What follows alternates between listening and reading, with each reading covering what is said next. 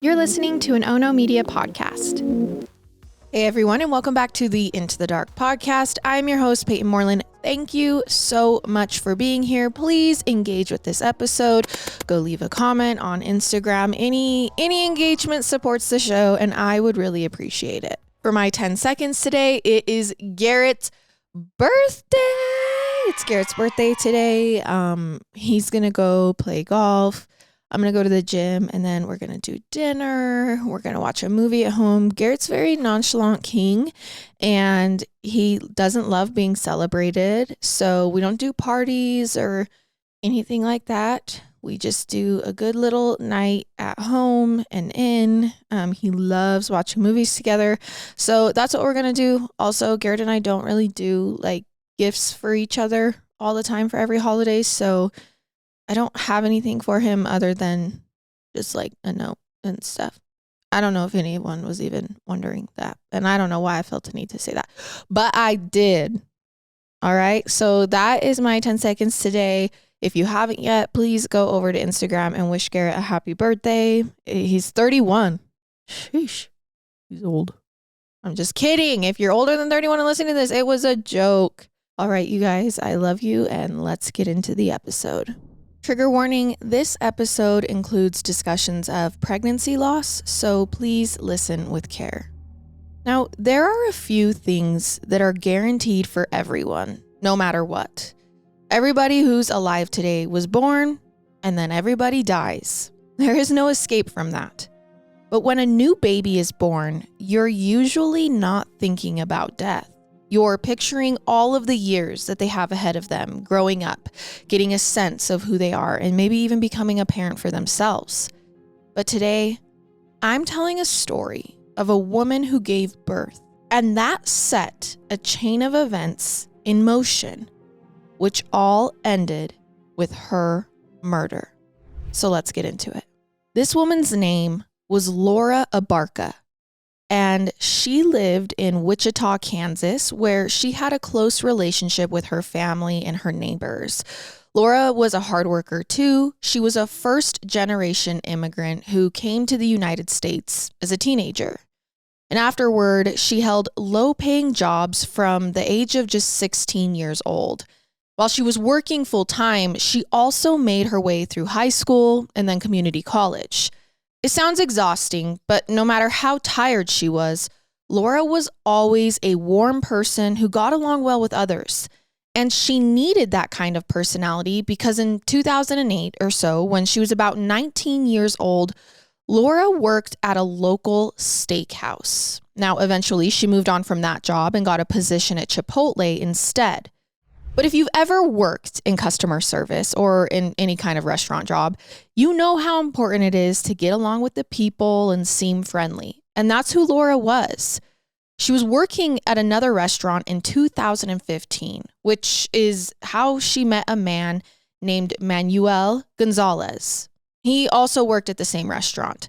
But as Manuel and Laura got to know one another, something clicked. And before long, they were dating, and they got serious pretty fast. They moved in together within a year, and then in early 2016, Laura and Manuel realized they were expecting a baby. This was good news for Laura, who was 27 at the time. She was very excited to become a mom. She told her mother, who lived with her and Manuel, how much she was looking forward to growing her family. And Manuel and her mother were all in as well. All three of them were committed to raising the child together and giving them a warm, loving home. They filled the apartment with a crib and other supplies. Her friends threw her a baby shower. And then finally, little Sophia was born on November 11th, 2016. Now, Laura and Manuel were over the moon. It felt like a new chapter for them both. Well, on November 16th, Sophia was just 6 days old, but Manuel and Laura had bills to pay, and they couldn't afford to take a long break from work. So even though he'd only been a father for a week at this point, Manuel picked up a shift at his job. Like Laura, he worked in a local restaurant in Wichita. And that day, Laura's mother, Guadalupe, was also working, which meant that after her boyfriend and her mom had both left home, Laura was home alone with her newborn baby, Sophia. Now, throughout that afternoon, she was quiet. She didn't reply to any texts or answer any phone calls. She was busy with a newborn, so this doesn't raise any red flags for anyone. Not until later that afternoon when Manuel got home at the end of his shift. And before he could even step back into the apartment, he saw something that made him instantly concerned. The door to the apartment was open.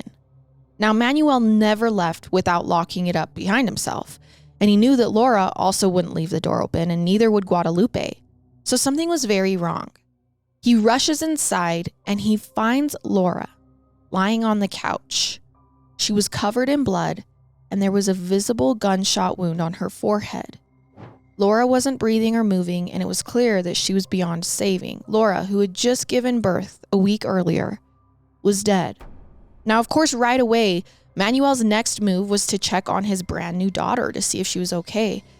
But Sophia wasn't in her crib or in the rocker or honestly anywhere near her mother's body.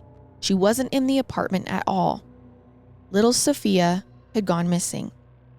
Now, right away, Manuel ran to a neighbor's unit for help. He was too upset to know what else to do. But after he managed to explain to them what had happened, the neighbors convinced him to call the police. He made the 911 call, and right away, detectives rushed over to survey the scene. They noticed some details that Manuel had originally missed. Like, there were no signs of a struggle in the unit. The apartment was surprisingly neat and tidy, or as neat and tidy as any household with a week-old newborn could be. Plus, Laura didn't have any defense wounds. There was no sign that she had tried to fight off an attacker. In fact, she might have actually been holding her phone when she was shot.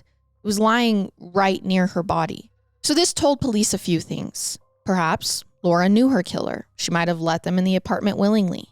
And then based on the crime scene, it seemed the person had pointed a gun at Laura's face and then shot her before she could even react. She didn't have a chance to run away or defend herself. So their first theory was that Laura must have been murdered by an ex-boyfriend. See, before she got together with Manuel, she had been with a different man. He also lived in Wichita, not too far from Laura's apartment. And it seemed very possible that in a fit of jealousy, he could have come over and shot her. So the investigators' number one priority after talking to her friends and family was to find the ex-boyfriend. And they did, in Kansas City. See, he was out of town the day she was murdered, almost 200 miles away from Laura's home. He had friends who confirmed his alibi for the whole day, so it was clear he couldn't have done it. The police needed to keep looking. Now, their next stop was to question all of Manuel and Laura's neighbors. The woman who lived next door told the police that she'd seen someone leaving Laura's apartment that day. She'd spotted a woman coming out of the door. This was just a few hours before Manuel got home from work and found Laura's body. Now, like I mentioned before, Laura was a friendly, outgoing person. The neighbor knew her, and she was confident that the lady leaving Laura's unit was not Laura. And more alarming, the neighbor said that the woman had visible blood on her. Now, unfortunately, the neighbor didn't recognize who the woman was, and she couldn't give the police any details that would help identify her. But next, when they questioned Laura's mother, Guadalupe, she told the detectives something interesting and more useful. She said that on the 15th, this was just the day before the murder, a friend had come over to visit. It was a woman Guadalupe knew as Jessie. Now, unfortunately, Guadalupe didn't know Jessie's last name or where she lived, so it wasn't much to go off of. Still, Guadalupe said that Jessie had dropped by because she was looking for a place to live and she was interested in an open unit in Laura's building. So she had a lot of questions for Laura about what the property managers were like, whether it was a good neighborhood, those sorts of things. She also asked a lot of questions about security, about whether the building used surveillance cameras or if there were on-site guards. And Laura actually reassured her just the day before she was murdered that it was a great neighborhood and very safe. But Jessie still had plenty of specific questions. Now, at the time of this conversation, Guadalupe didn't think much of Jessie's words, but now with Laura dead, She had to wonder if Jessie had been asking about security because she was planning on coming back and attacking her daughter. Almost like she was trying to figure out if there were any building security measures that she would have to get past. The police also found this story about Jessie very suspicious, but they needed more information to figure out exactly who she was.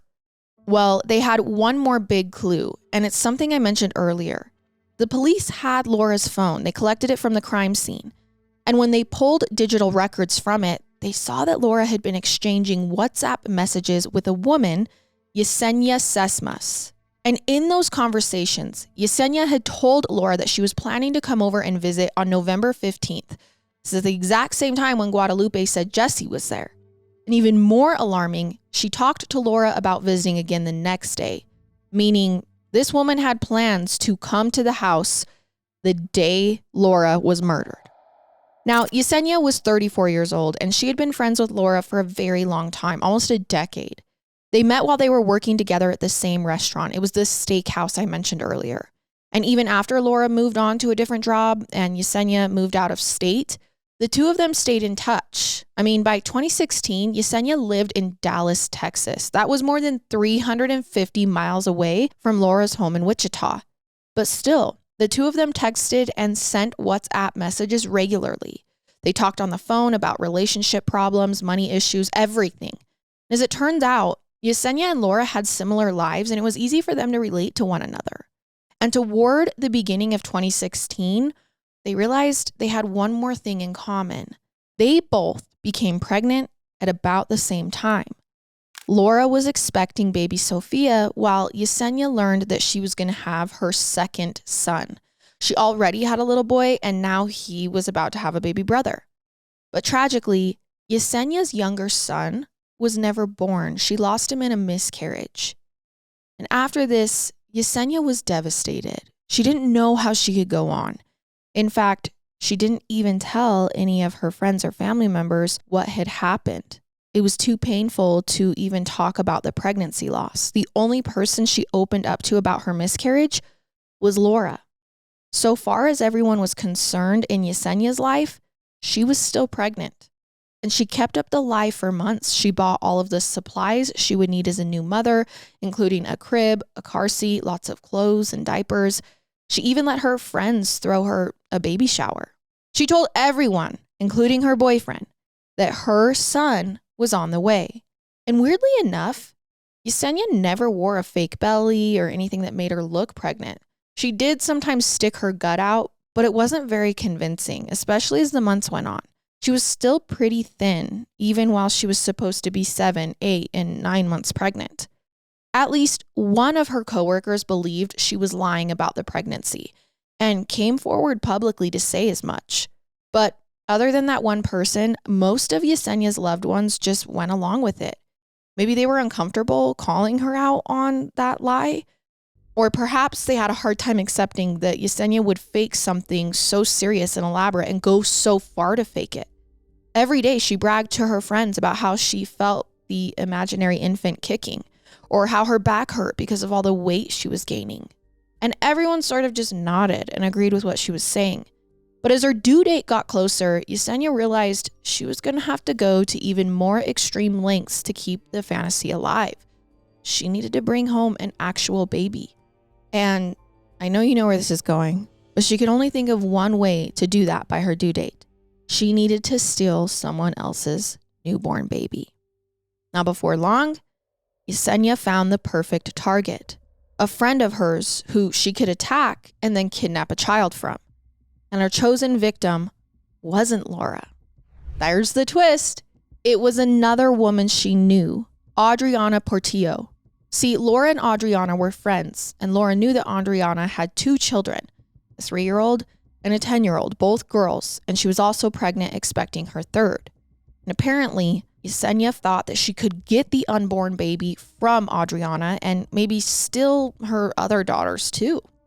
So on July 25th, 2016, Yesenia invited Adriana over to her house. It's worth mentioning that this house was in Wichita. Yesenia hadn't moved to Dallas yet, but she was in the process of packing up her things and getting ready to relocate. So she claimed that she had some old clothes and a TV she was planning to give away rather than bring them to Texas. And Yesenia said she wanted Adriana to have those things. Now, as soon as Adriana arrived to pick them up with her 2 children, Yesenia said that the stuff was in her basement. Everyone went down the stairs together, and as soon as they made it to the basement, Yesenia began acting very nervous and aggressive. She told Adriana an odd story down in that basement. She said that she was desperate to have another child, a younger sibling for her son. And in particular, she really wanted a girl, which was notable because Adriana's 3rd child was supposed to be a girl. But Yesenia explained that sadly she was infertile and she'd never have a big family like Adriana's. Now, this was a very personal confession, and it made Adriana uncomfortable. Overall, she was getting a bad vibe about this, but before she could make a polite excuse and leave, Yesenia pulled a knife on her friend, Adriana. She had a roll of duct tape, and she ordered Adriana to put the tape over the children's mouths and arms. Yesenia explained that this was a ransom situation. She was going to keep Adriana's daughters in the basement.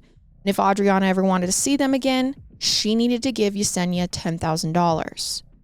Well, Adriana knew better than to cooperate with Yesenia's orders and put duct tape on her children. Plus, Adriana didn't have a lot of money. She didn't even have $10,000 to give away. She had no idea why Yesenia would have believed that. So rather than follow her friend's bizarre orders, she charged Yesenia. And the good news was that Yesenia wasn't actually looking for a fight. Apparently, she just hoped that Adriana would comply out of fear. So as soon as Adriana ran toward her, Yesenia turned and just ran up the stairs. Adriana wasn't familiar enough with Yesenia's house to know if the door at the top of the stairs had a lock, but she didn't want to find out the hard way. Her life depended on getting herself and her daughters out of the basement and not letting Yesenia trap them. So, as Yesenia's lunging for the stairs, Adriana grabbed her by the hair and pulled her back down. Now, the 2 women grappled with one another, and in the tussle, Adriana's cell phone fell on the ground, which was good news because Adriana's 10-year-old daughter grabbed it and called 911. Finally, Adriana managed to push Yesenia down. She grabbed her girls, and all 3 of them made their way up the stairs. And thanks to her daughter's quick thinking, the police were already on their way. It still took them a few minutes to get there, though. So as soon as they made it out the front door, Adriana and her daughters sprinted toward their car. They just wanted to get away and put as much distance between themselves and Yesenia as they could. Now, before Adriana could get her car door closed, Yesenia reached inside, who had followed her out, and grabbed the 10-year-old's neck. She was trying to choke her. Now, Adriana attempted to push Yesenia off her daughter, but Yesenia was too strong. So next, Adriana got back in the car and put the car into reverse, hoping to just drive away. But Yesenia reaches in and grabs the gear shift and puts it back into park. Then she yanked the keys out of the ignition to ensure that Adriana couldn't drive away. Yesenia threw the keys into the yard, and then her whole demeanor suddenly shifted. She seemed remorseful. She stood outside of the car, just begging Adriana not to tell anyone what had happened. She tried pretending that everything had been a prank and it was just in good fun. Adriana's like, what the? Now, the police arrived right around that time, and Adriana told them everything. She was very clear that the assault hadn't been a game or a practical joke. She and her daughters had been afraid for their lives. So the police arrested Yesenia and charged her with 3 counts of attempted kidnapping, 2 counts of aggravated battery, and 1 count of attempted robbery. Okay, now let's fast forward. Laura, Yesenia's other friend, gets murdered, right? And Yesenia, at that point, still hadn't gone to trial for everything that had happened between Adriana, her other friend, and the daughters. She had paid bail to get out of jail, and that's why she was free to keep living her life. She was still on bail when she visited Laura around the time of her murder. So yes, Jessie and Yesenia are the same person, okay? It's just a nickname. And thankfully, the police were able to see all of this history when they looked her up. So they track Yesenia down and figure out all of this. And luckily, she wasn't that hard to find. The police got a warrant to access Yesenia's digital records, everything from her phone and computer. And once they accessed those files, they found a gold mine. Yesenia and Laura talked a lot. The police already knew that because they'd seen the conversations on Laura's phone. They also knew that Laura had been sending Yesenia pictures of baby Sophia, acting very proud of her daughter. Now, keep in mind, police at this point know that Yesenia has already attacked another friend trying to steal her baby. And now Laura is sending her pictures of her newborn. Well, on the morning of November 16th, this is murder day, at around 9:23 a.m., Yesenia texted Laura and said, "Hey, I want to talk again." Remember, this was after the visit she'd made on the day before and just a few hours before the murder. But this time around, she made a point of asking if Laura's boyfriend, Manuel, would be at the apartment. She made it sound like she was a little uncomfortable around him and she didn't know him that well. Either way, Laura confirmed that Manuel would be at work in the afternoon, and she even told Yesenia what time he planned to leave. It's also worth mentioning that when Yesenia had been over the day before, Guadalupe had made an offhand comment about her work schedule. She had told her daughter Laura she was also going to be gone the next day. In other words, Yesenia now knew for a fact that Laura was going to be home alone on the early afternoon of November 16th. And her phone's GPS showed her going to Laura's apartment at 1:30 p.m. That is the time when the police believed that Laura was killed.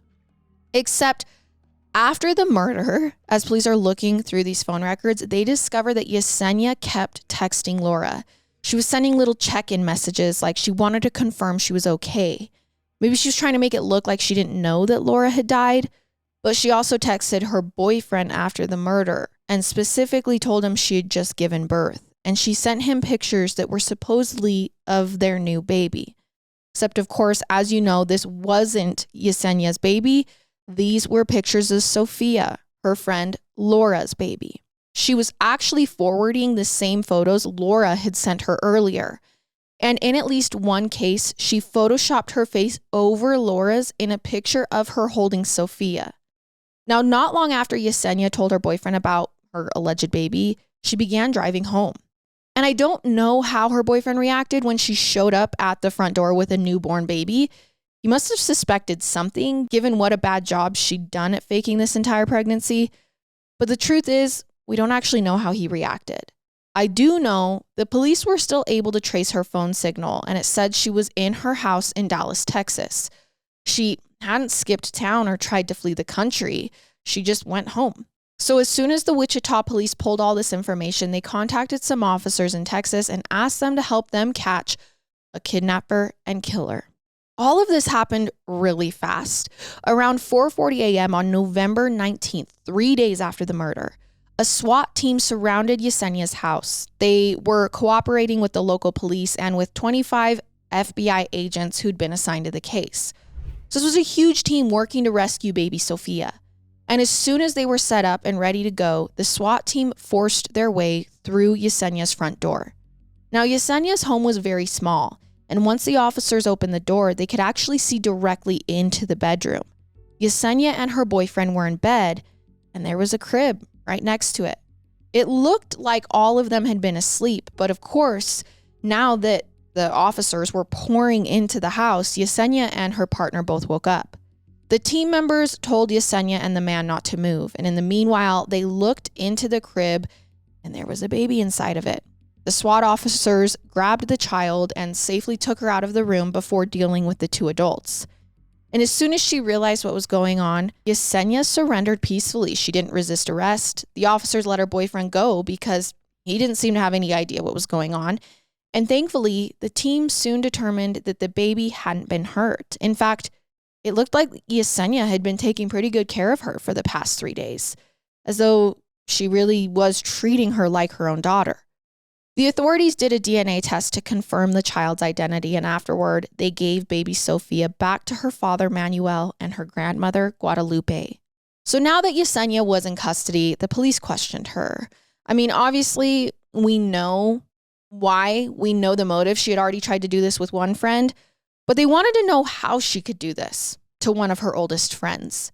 Yesenia gave a confession and admitted to killing Laura and taking Sophia, but she said it wasn't a murder or a kidnapping.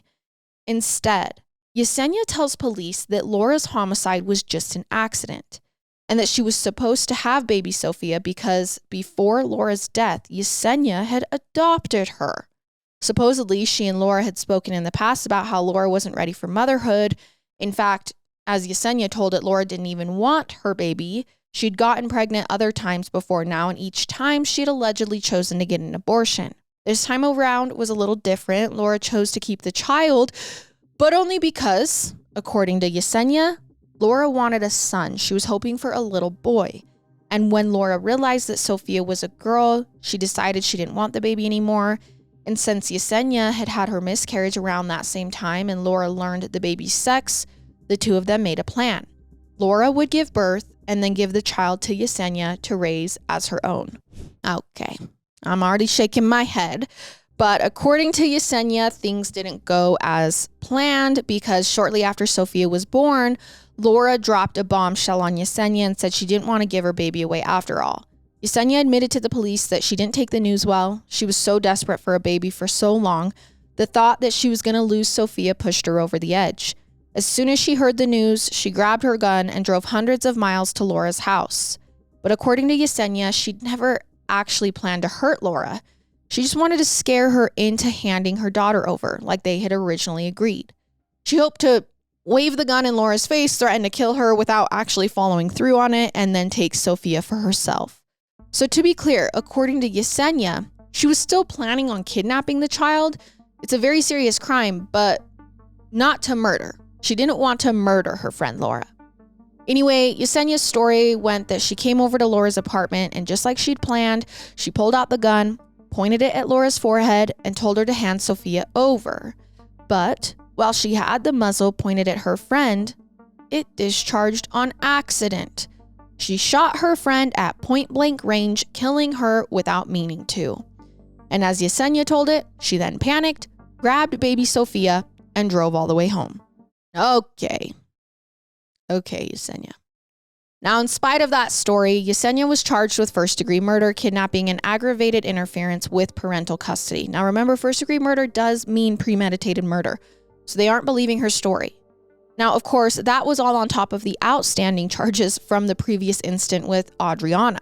During her trial in 2018, Yesenia pleaded not guilty. She didn't testify on her own behalf, but her lawyers presented a pretty similar story to the one she told the police, that Yesenia had killed Laura on accident after a failed attempt to adopt the baby. Now, the evidence did not support Yesenia's story. After all, the police had all of her and Laura's digital records. They'd read every text that the women had exchanged, and no one ever mentioned an adoption. Laura's mother, Guadalupe, also testified about the day that Yesenia had visited before. Remember, she came over the day before in front of Laura's family. She explained that day, nobody ever brought up an adoption while they sat and talked that afternoon. And Manuel talked about how him and Laura were excited for a child. Laura was ready to be a mother. He said she'd never give up her baby. The police also took the stand and reminded jurors that there were no signs of a struggle in the apartment. It didn't look like Yesenia had gone in and threatened Laura and it was this huge thing and then the gun went off by accident. Instead, they believed that Laura let Yesenia in, and then while Laura's guard was down, her friend walked up to her and shot her before she even had a chance to react. It was completely unprovoked and almost certainly premeditated. Now here's where things get a little bit more interesting at trial. In the closing statement, Yesenia's lawyer acknowledged all of the evidence. He freely admitted that Laura probably didn't want to give up her baby, and she'd probably never discussed an adoption with Yesenia. So in closing statements, it's almost like he switches his story. But according to him, Yesenia was so desperate for a daughter and so heartbroken from her own miscarriage that she had managed to convince herself that Laura was going to give up Sophia. So she went to the apartment believing she was going to talk Laura into handing the child over. The conversation went poorly, the gun went off, and Yesenia committed an accidental homicide. But he claims to the jury, no, but that it still is not premeditated murder. Again, this is according to Yesenia's lawyer.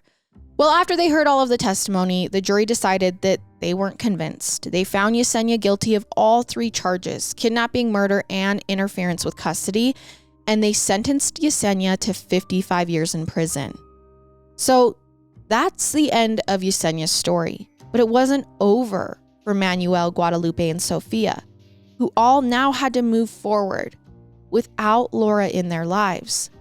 Now, Laura's family, including Manuel, is still raising her child. And based on statements they've given to the press, it sounds like Sophia is healthy and happy. Overall, she's doing well. Still, it is both tragic and ironic that Laura expected to raise Sophia and watch her grow up. But instead, she lost everything, including her own life, because of one woman's jealousy. And that is the story of Laura Abarca.